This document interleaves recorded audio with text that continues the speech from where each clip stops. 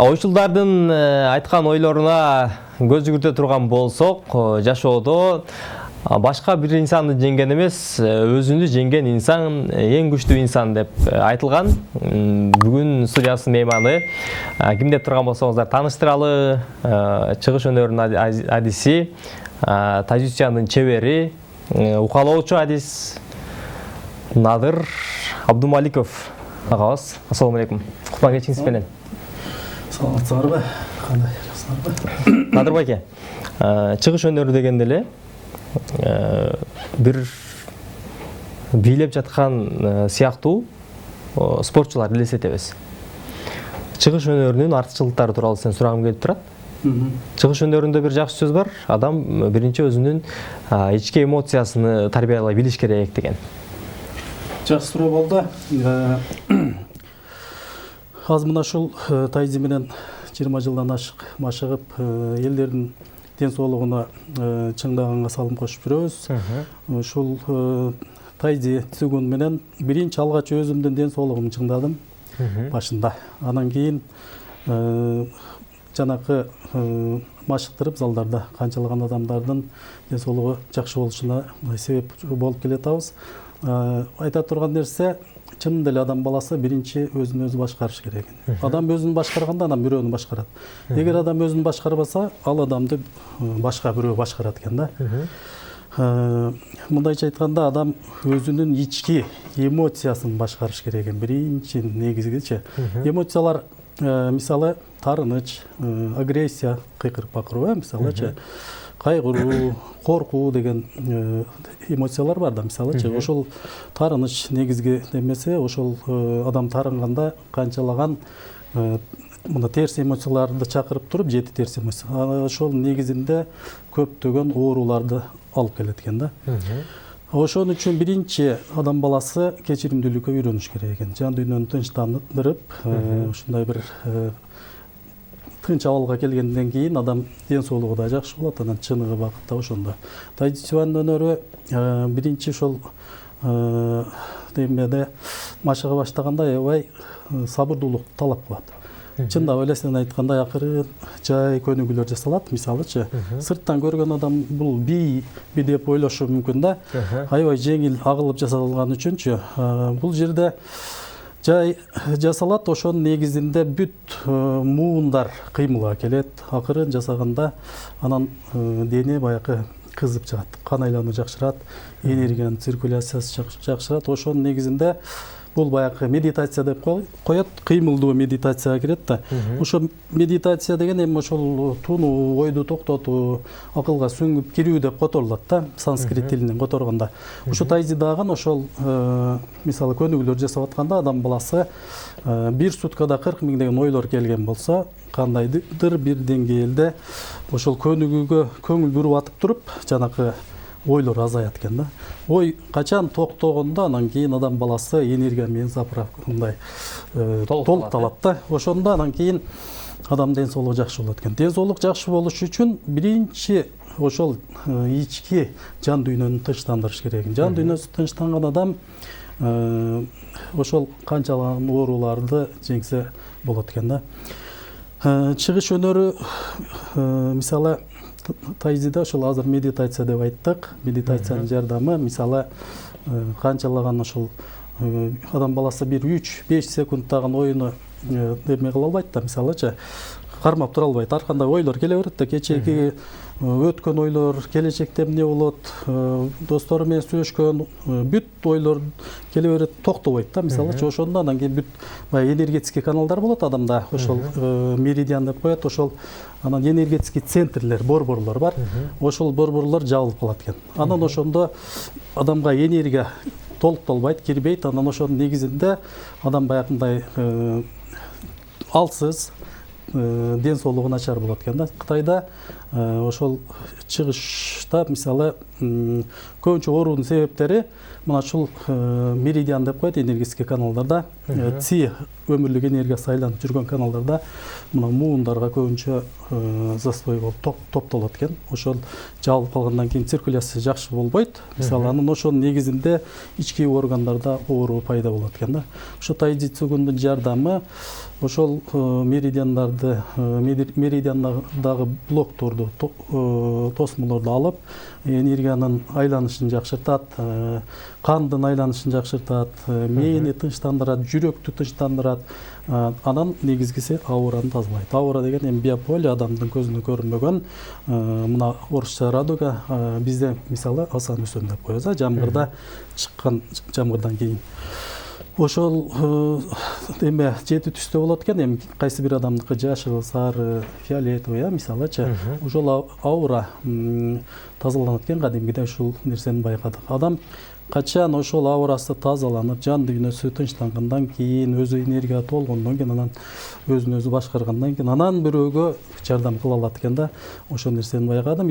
Ошол эле мезгилде ошол занимация этип, машыгып бизде өздөрүнүн жан дүйнөсүн тынчтандырып, ошондой бир калыпка келген адамдардын канчалаган оорулардан кутулуп кеткендерин өтө эле көп кездештирдик да, ошол мына 20 жылдан ашык убакыттын ичинде. Сөзүңүздү айтып өттүңүз, терс энергиянын таасиринен инсанда оору пайда болот. Ошонун негизинде адам өнөкөт ооруга чалдыгышы да мүмкүн деп айттыңыз. Терс энергиядан арылуу үчүн кандай ыкмаларга барышыбыз керек? Азыр айтып өттүм, гун. Ци деген энергия гун башкаруу деп коет да. Ошол терс энергиядан кутулуш үчүн цигундун ар кандай түрлөрү бар. Мисалычы, статикалык, анан кийин динамикалык деп. Анан статика, динамикалык деп бөлүнөт да. Мына кыймылсыз, анан кыймылдуу, анан кыймылдагы кыймылсыз цигун деп аталат. Ошол эми отуруп, туруп же болбосо, мисалычы, мындай эле бир дарак деревода, мисалычы, мындай туруп алып туруп 5 мүнөт, 10 мүнөт, жарым саат, 1 саат туруп жасалган цигундар бар. Анан баягы кыймылдуу, динамический болгондо мындай көнүгүү, колдордун, буттардын жардамы менен жасала турган көнүгүүлөр бар. Ошонун негизинде адам ошол терс энергиялардан арылып, ауралар тазаланат. Мисалы, аурага келген тактар болот да, бир караганда эле адамдын көзүнүн нуру келип туруп аурага тиет. Ошондо аурада так болот. Анан көздүн энергиясы күчтүү болсо, ошону тешип кетет. Ошол аураны, тактарды тазалап, анан баягы тешилген жерлерди бүтөйт ошол цигундун жардамычы. Ошону эми каалоочулар болсо, бизге келип үйрөнүп, ошол нерсени канчалаган оорулардан өздөрүн айыктырса болот да, ошол цигундун жардамы мененчи. Агып жаткан дарыянын башаты булактан башталат деп айтылат элибизде. Сиздин ушул 20 жылдан бери ушул өнөрдү менен алектенип келем деп айтып атасыз. Сиздин үйрөнгөн устаттарыңыз, сизге жол көрсөткөн инсандар тууралуу сурагым келип турат.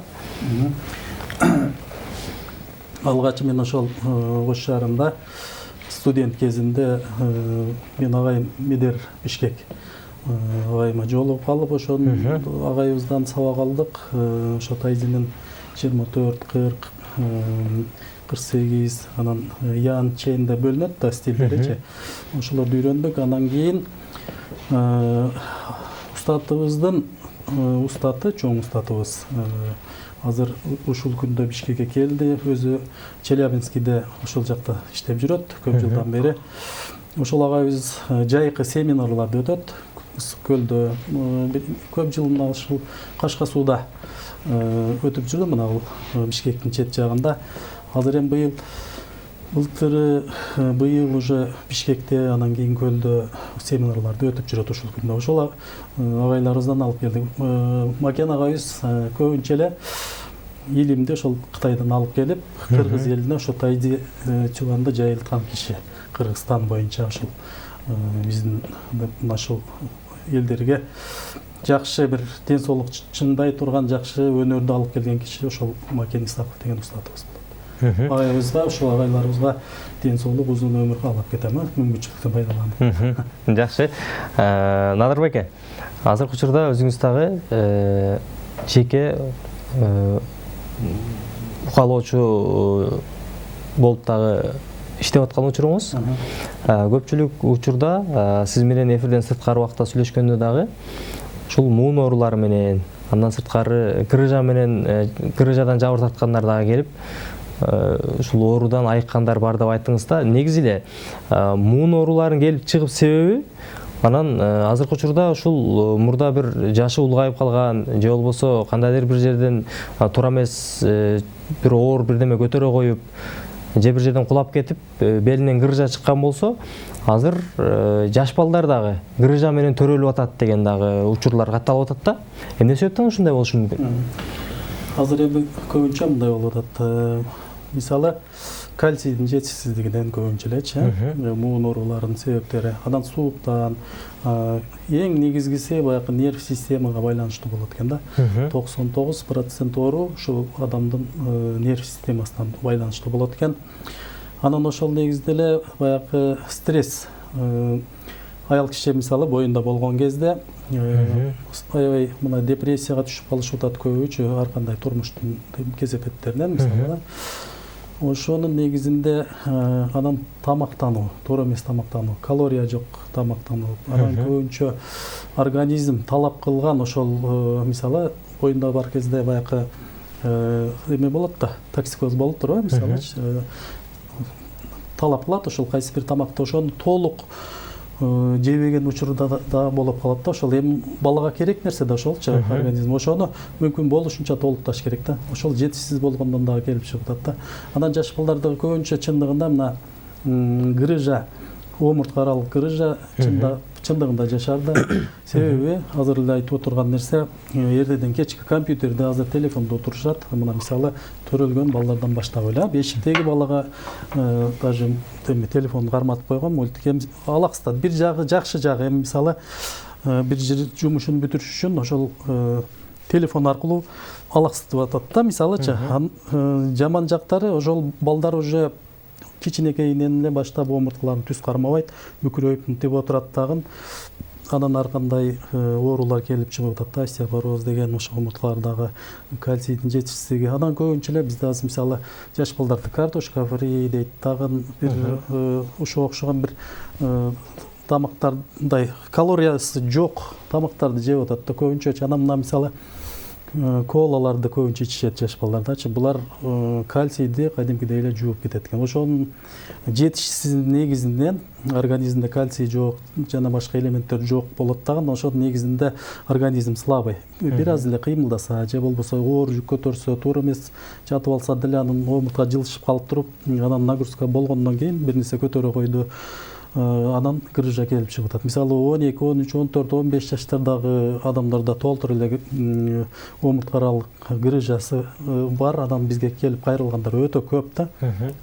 Мурда мисалы андай жаш балдарда азыркы мезгилдегидей көп кездешчү эмес эле да, барган сайын ошо жашарып атат. Ошол туура эмес кыймылдан, кыймылдын жоктугунан, туура эмес тамактануудан, анан ошол нерв системасына байланыштуу да. Ушул үч нерсени эле караган болсо адамдын ден соолугу жакшы болот. Туура тамактануу, нерв, анан омурткага, анан буундарга жасалган ден соолук чыңдай турган көнүгүүлөр жасап туруш керек экен да адам. Надырбек аке, айтып калдыңыз, инсан отурганда дагы, туура эмес отурганда ошо омуртканын кыйшаюусунан омуртка аралык грыжа келип чыгат депчи. Мен туура эле отурамбы азыр? Азыр сен ооба. Бир аз анан омуртканы түзүрөөк кармап туруп, ар дайым бирок ошол эле негизде мындай чың албай, жеңил отурганга үйрөнүш керек.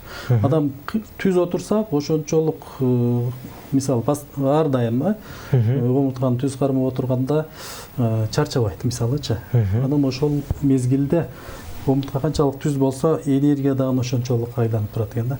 Мына азыр кыйшайдыбы омуртка?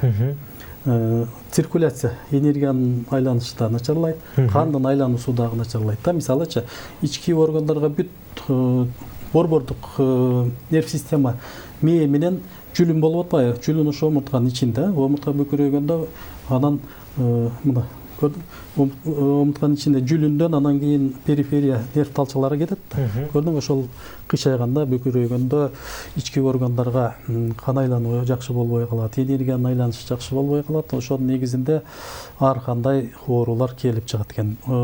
Врачтардын азыр мына илимпоздор изилдеп көрүп эле 92% оору ушул нерв эмеге омурткага байланыштуу деп атат да. Калганы бир 8% башка себептер дейт да. Мисалы физиологиялык оорулар да.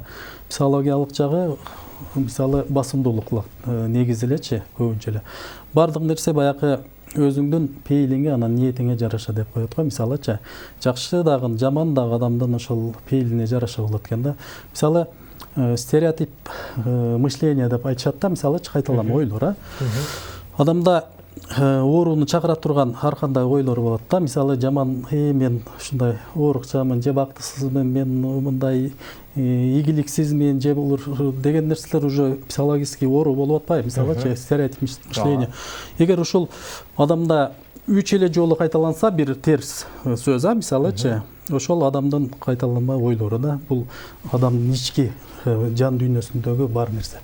Мүмкүн болушунча ошол ойлорду ыргытып туруп, ошонун ордуна жакшы, мен ийгиликтүүмүн, мен бактылуумун, мен ден соолугум жакшы, мен көп адамдарга пайдам тиет деп жашаган адамдарда сөзсүз ийгилик болот, ден соолугу жакшы болот. Ошол ар бир динибизде дагы айтылгандай, ар бир сөзгө периште омин кылат дейт да. Ошон үчүн мүмкүн болушунча бир ден соолук эле эмес, ден соолуктан башка дагы жашообуз бар да. Мисалычы ар бир биздин ийгилигибиз же болбосо жетишпестигибиз, кемчилигибиз мисалы өзүбүздүн оюбузга, ниетибизге, пейилибизге жараша болот экен да. Ошон үчүн мен айтып кетер элем, ден соолугубуз жакшы болуш үчүн, бактылуу болуш үчүн, көп ийгиликтерге жетиш үчүн биринчи ошол ниетибизди, анан кийин пейилибизди оңдошубуз керек экен.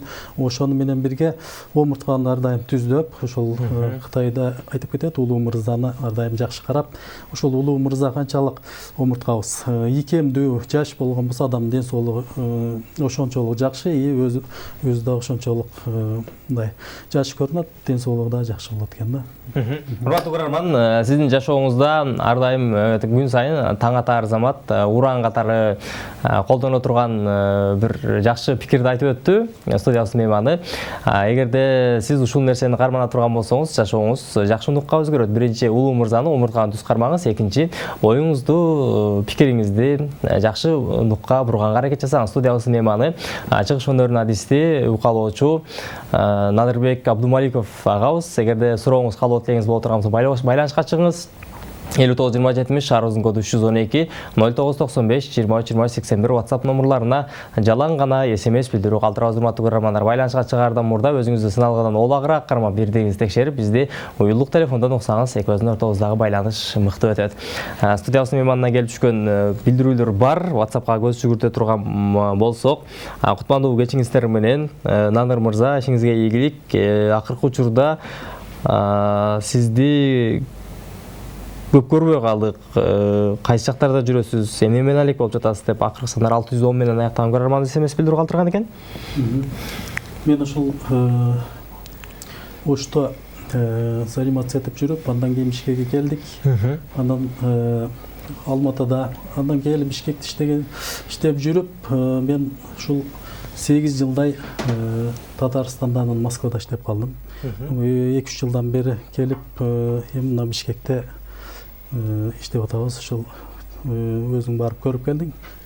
Жеке мына медициналык борборунда иштеп атабыз. Эми ушул жерде эле болобуз, эми буйруса Бишкекте эле. Келип түшкөн билдирүүлөрдү дарегине жеткизели. Саламатсыздарбы? Надыр мырза, ишиңизге ийгилик каалайм. Жакшы пикирлерди айттыңыз. Мен суроом, төрөгөнүмө 3 ай болду. Отурганда тура албай, турганда отура албай кыйналып атам. Томографияга түшсөм, грыжа бар деп жатышат. Кандай кеңеш бересиз? Баткен областынан, Баткен шаарынан суроо берип жатам дейт. Акыркы сандары 326 менен аяктаган көрөрман. Дагы бир билдирүүнү окуйлу дагы. Андан кийин суроого жооп берели. Саламатсыздарбы? 5-канал ийгиликте, чоң рахмат. Биз суроону окуйлу. Надыр мырза, грыжам бар, кантип айыксам болот, сизге кантип байланышсам болот? Акыркы сандары 137 менен аяктаган көрөрман. Биринчи суроого жооп бере турган болсок, төрөгөнүм 3 ай болду. Мына азыр көбүнчө эле аял кишилерде боюнда бар мезгилде омурткалар жылышып калат экен, төрөгөндө. Андан кийин бизде илгери биз жаш кезде энелерибиз 40 күн деп туруп өздөрүн карашчу да. Белдерин таңып алып, жаактарыны, андан кийин буттарына жылуу байпактарды кийип, өздөрүн жылып алып жүрүп, карашчу да. Мисалы азыр андай нерсе жок. Омуртка ошол жылышып калат дагы, жанагы боюнда бар мезгилде төрөгөндө анан ошол боюнча жүрүшө берет. Жанагы нервтер кысылат да. Борбордук нерв система жүлүндөн нерв талчалары чыккан, ошолор кысылат дагы, анан кийин жанагы омурткалар отурат, дисктер жешилет, остеохондроз баягы туздар, шлактар чогулуп туруп, ошонун негизинде оор жүк көтөргөндө туура эмес кыймыл жасаганда анан баягы омуртка аралык грыжалар өсүп чыгат да. Анан эми нагрузка болуп турган нерсе каяга кетишин билбей акырындык менен анан сыртка өсө баштайт да. Ошону биринчи келиш керек, адиске барып туруп омурткаларын текшертип, кайсы жерде эгер томографиясы болгон болсо томография менен келип, анан ошол эле билген адис болсо ошол омурткаларды текшерип туруп, анан ошого жараша массаж, анан көнүгүүлөрдүн жардамы менен жакшы кылса болот, ал нерсени калыбына келтирсе болот да. Грыжа дагы жоголот. Адамда мисалы айыкпаган оору жок. Кудай ооруну берди, шипасын кошо берет да. Айыкпаган адамга болот экен да, мындайча айтканда, жанагындай эле ниети да. Мисалычы, эгер толук жакшы болом деген болсо, издеген табат дейт. Адам издеп аракет кылса, сөзсүз жакшы болот. Омуртка мисалы биз массаж кылганда биздики император каган массажы аталышы, точкаларга басып жасайбыз. Омуртканын айланасындагы топтолгон шлактарды кетиргенден кийин анан омурткалар бошойт. Анан көнүгүү жасатканыбызда жанагы омурткалар акырындык менен калыбына келет. Анан омуртка канчалык бошоп, ачылган сайын анан жанагы грыжа тартылып жок болот экен да. Эми бул грыжа деген нерсе хронический, мына өнөкөт остеохондроз деп ошонун негизинде келип чыккан нерсе экен да, мындайча айткандачы. Биринчи ошол омуртка жылышат, шлактар чогулат, анан кийин баягы грыжа келип аягында пайда болот экен да. Грыжа менен жаарып калган инсан император калган массажын канча күнгө чейин алса айыгат? Мисалы эми өлчөмү болот грыжанын, анан түрлөрү бар. Оң жактан, сол жактан, арттан, анан мындай бир оролуп чыккандары бар. Анан эң ошо коркунучтуусу ичтен ошо жүлүнгө карап туруп чыкканы. Буну жалаң эми операция менен гана айыктырганга болот. Анан калгандарына мисалы 8, 5, 10, 2, 4 миллиметр деп мисалы бел омуртка алганда экинчи, үчүнчү, төртүнчү мисалычы 4, 5 же болбосо 5 менен куймылчактын ортосунда ошондо баягы кысылат да, мисалы ички органдарга берет, буттарга, мисалычы жан баштан мына седалищный нервтен ылдый карап кысып баягы токторткандай болуп эме берип турат да, мисалычы. Ошону качан гана баягы омурткаларды ачып туруп, анан грыжа тартылгандан кийин, баягы грыжа чыккандан кийин адам кыймылдаганда нервге тиет да, анан токторткандай болуп тура берет да, жанагы жерчи. Ошон үчүн биринчи омуртканы айланасында шлактарды кетириш керек, омуртканы бошотуп, көнүгүүлөрдөн анан массаж жардамы менен ачса болот. Анан ошондо эми баягы кээ бир адамдар бар, бир курс 10 күн жакшы болуп кеткендер бар, мисалычы.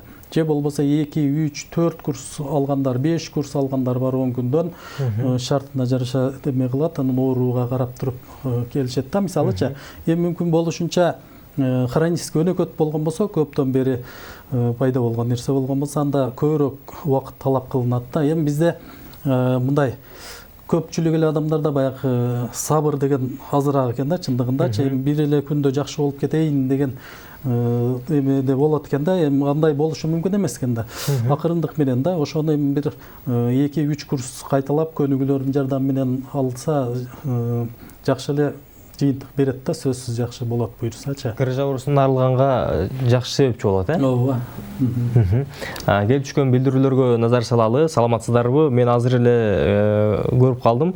Эжем азыр катуу ооруп жатат. Жүрөгүнөн операция деп жатат, бирок намаз окусам жакшы жүрөм дейт. Психикасы бузулган, сизге кандай көрүнсө болот? Анан сиздердин кабыл алуу телефон номериңиздерди берип аласыздарбы? Суммасы канча сом болот деп SMS билдирүү калтырган экен. Жооп берип өтсөңүз. Эми жүрөктүн мисалы ар кандай себептери бар келип чыгуу оорунун, мисалычы. Анан эми бизге байланыштуу болуп, ушул омурткага байланыштуу болгон болсо, анда келип көрүнсө болот, мисалычы. Же болбосо жанакы көнүгүүлөрдүн эми мисалы эгерде ошол бир эле омурткага байланыштуу болбой башка дагы себептери болгон болсо анда көрүш керек. Биринчи келсин, анан кийин мисалы сиздерден телефонду алып туруп, анан ошол аркылуу биз менен байланышып келсе, биз биринчи текшерели, ошого карап туруп. Ошого жараша жыйынтык болот, Саламатсыздарбы? Надыр мырзага ийгиликтерди каалайбыз. Эң мыкты инсансыз. Сиз менен сыймыктанабыз. 5-канал алга ийгиликтерди каалайбыз. Надыр мырзанын массажынан абдан натыйжалуу, жакшы жыйынтык болот дейт. Акыркы сандары 083 менен аяктаган көрөрман. Саламатсыздарбы? Умураттуу көрөрман, сизге Надыр мырза эгер уруксат берсе, Надыр мырзанын өзүнүн жеке телефон номерин берип коелу. Ушул суроолор боюнча өзүнө кайрылыңыз. Эфир жүрүшүндө бул суроого жооп алып бере албайбыз, кечирип коюңуз. Надыр мырза, ишиңизге ийгилик, ден соолук каалайбыз, досуң калдык дейт. Акыркы сандары 011 менен аяктаган көрөрман. Дагы бир смс билдирүү бар. Ассаламу алейкум. Көгүлтүр экранда сүйлөп жаткан мырзалар, менин жашым 46-да, кан басымым 200-гө чыгып кетет. Кандай гимнастика, кандай көнүгүүлөрдү кылсам болот? Мүмкүн болсо айтып өтүңүзчү. Сизди кайсы жактан тапсам болот деп билдирүү калтырган экен. Бул кан басым жогорулашта көбүнчө мына ушул биринчи омуртка атлант деп аталат. Ошол кыйшайган негизинде дагы кан басымы жогору болуп турат. Эми негизи бул бизде кыймылсыздыктын негизинде келип чыккан нерсе. Кыймылсыздык, нерв, туура эмес тамактануу, ушул жанакы эле айтып өткөн омуртка кыйшайганда кан айлануу жакшы болбой кысылып калат. Ошонун негизинде баягы башка кан жакшы жүрбөйт да. Давление жогору болуп тура берет да. Мүмкүн болушунча ошол омурткаларды түздөп, массаж менен, көнүгүүнүн жардамы менен ачкандан кийин анан давление түшөт экен да, кан басымдуулукчу. Анан эми көбүнчө азыр бизде кыймыл жок дагы, анан ысык тамактарды көп жейбиз да. Мисалычы, анан кан адам эгер толук болгон болсо, азыркы суроо берген адам кан тамырларынын ичтерине кан тамыр май басат да, кадимгидей элечи. Ошол анан кан коюлат. Кан коюлуп, анын негизинде анан кийин баягы кан жакшы жүрбөйт да, кан басымдуулук аябай жогору болуп, жүрөккө дагы нагрузка болот ошонун негизиндечи. Ошон үчүн мүмкүн болушунча көбүрөөк кыймыл жасап, омурткага байланыш жасала турган көнүгүүлөрдү, азыр эми интернет деген нерсе бар, жакшы жагы. Ошол интернетти туура пайдаланып, ошол омуртканы түздөй турган, давленияны түшүрө турган көнүгүүлөр бар, мисалычы. Цигун жардамы менен дагы түшүрсө болот да, мисалычы, ошол нерселерди. Эгерде омурткалары жакшы болгон болсо, андан кийин ошол цигун жардамы менен дагы аябай жакшы түшүрсө болот. Же болбосо төмөнкү кан басымдуулук менен жүргөн адамдарды наоборот көтөрсө болот ошо цигундун жардамы мененчи. Тайзи цигундун ушул нерселерге омуртканы түздөгөнгө, нерв системанын калыбына келтиргенге аябай жакшы жардамы бар. Мына ушу грыжадан айыкканга дагы көптөгөн ооруларга пайдасы бар экенин мен өзүмдүн практикамда көрүп жүрөм да.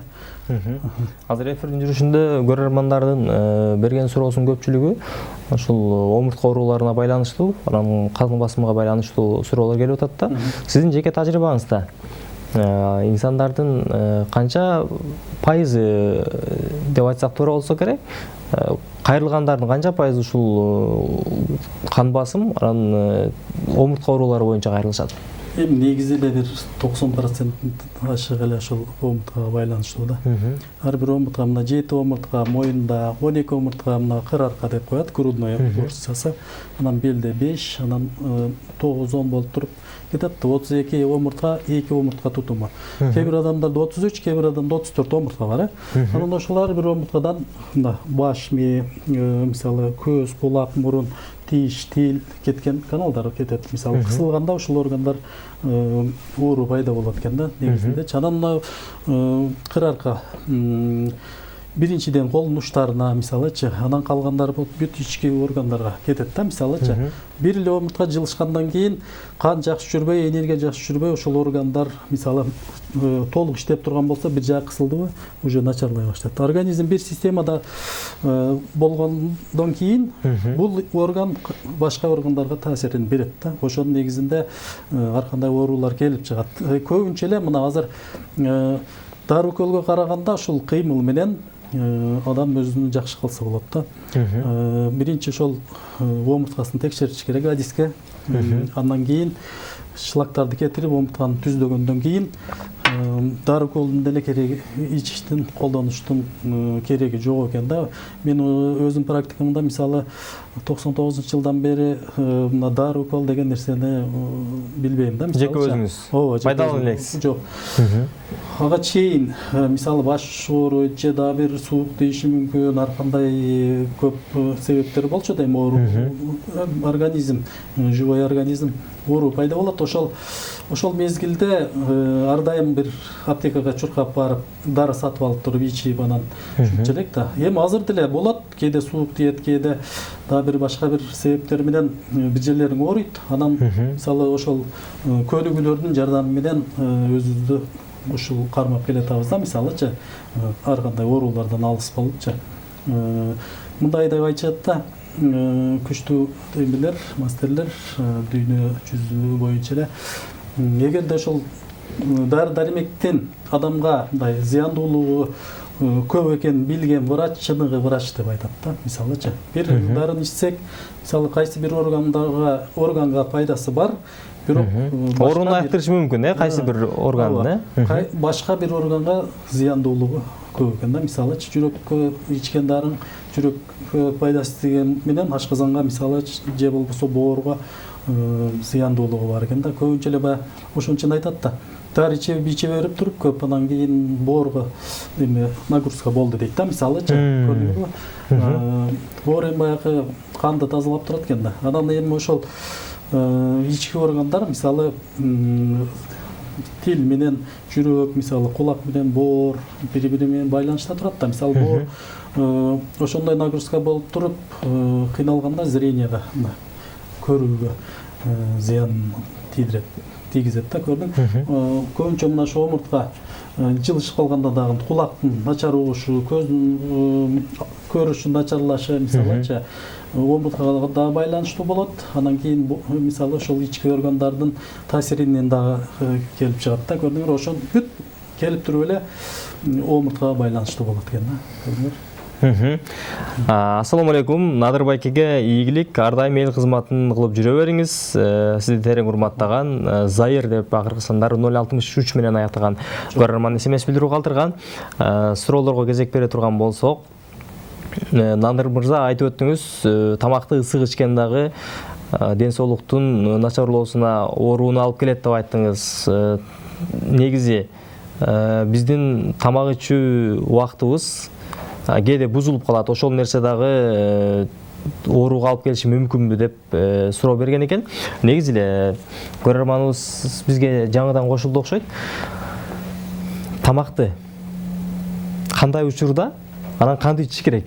Бул дагы өзүнчө бир маданият да. Ооба, бул жерде мына азыр туура суроо, мына ысык адам ысык дагы анан муздак дагы ичпеш керек да, мисалычы. Өтө ысык болгондо дагы ошол ички органдарга таасир этет. Көбүнчө мына мисалы кайнак эле ичип алышат да, мисалы тамакты же болбосо чайды, анан кызыл дөңгөчтө күйүп калып, анан жара болуп, андан кийин ракка айланып, ошого окшогон окуялар көп эле кездешип атат да, мисалы же болбосо муздак сууну ичип алып туруп ашказан ооруп, бөйрөктөрдү, боорду талкалайт экен да, жанакы тамырларды кеңейтип турупчу, мисалычы. Көрдүңөр, ошол мүмкүн болушунча, мисалы сууну ичкенде дагы комнатный температура, мисалы көп муздак эмес, холодильникке салып туруп ичкен өтө зыяндуу экен. Анан тамакты дагы ысык ичкенде зыяндуулугу көп да, мүмкүн болушунча бир аз суутуп алып туруп, анан мисалы көмүр кычкыл газын бөлүп чыгарат да, адам баягы дем алып туруп дем чыгаргандачы, анан тамакты үйлөп эч качан жебеш керек экен да. Мүмкүн болушунча кашык менен бир суутуп туруп, анан кийин тамактанган пайдалуу. Анан ошонун негизинде эле мисалы ар бир тамакты жегенде азыздан, анан жакшы ниет менен бисмиллахны айтып туруп, мисалычы Алланын атын улуктап айтып туруп, анан ошондо жегенде анан пайдалуу болот экен. Мүмкүн болушунча ар бир тамак жегенде же суу ичкенде ошол жөн эле тамак катары эмес, ошол дары катары ичишибиз керек экен да.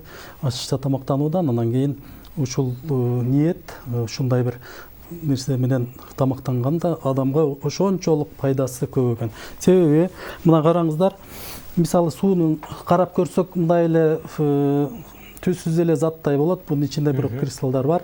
Мисалы бул сууга жакшы сөз сүйлөсөк, ошол кристаллдар бриллианттай болуп жылтырайт экен да. Анан жаман сөз айтсак, деформация болуп бузулуп карарат экен да, мисалычы. Ошону мисалы телевизор көргөндө дагы этият кылыш керек экен, тамактанып аткандачы мүмкүн болушунча отуруп, өчүрүп туруп, анан тамактанып алып туруп анан көрүш керек экен да, мисалычы. Себеби ошол телевизордон ар кандай жаман нерселер болуп калышы мүмкүн да. Мисалы жаман сөздөр, жаман нерселер ошол сууга өтүп калган болсо, ал адамдын организмине терс таасирин берет экен да, сөзсүзчө. Ошон үчүн мүмкүн болушунча тынч сүйлөбөй, анан кийин сүйлөгөндө ошол бисмиллахты айтып туруп, жакшы сөз менен анан тамактанганда анан пайдасы өтө көп экен да. Жакшы. Надыр байке, сизге чоң рахмат. Бир жакшы пикир болду. Ден соолук тууралуу.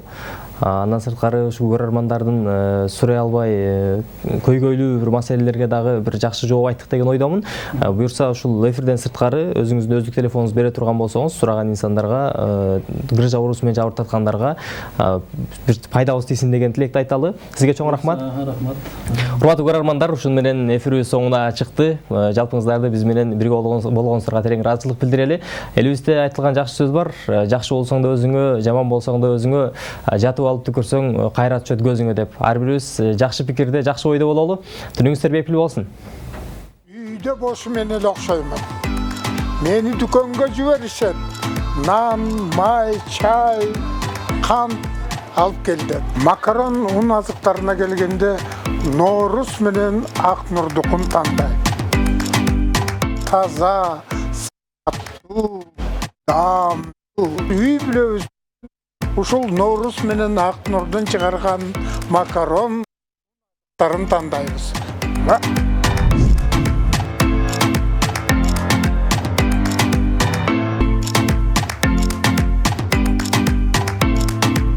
Эң негизгини унутуп калыптырмын. Бизден чыккан ун азыктары Кыргызстандын 7 облусуна жеткирип беребиз.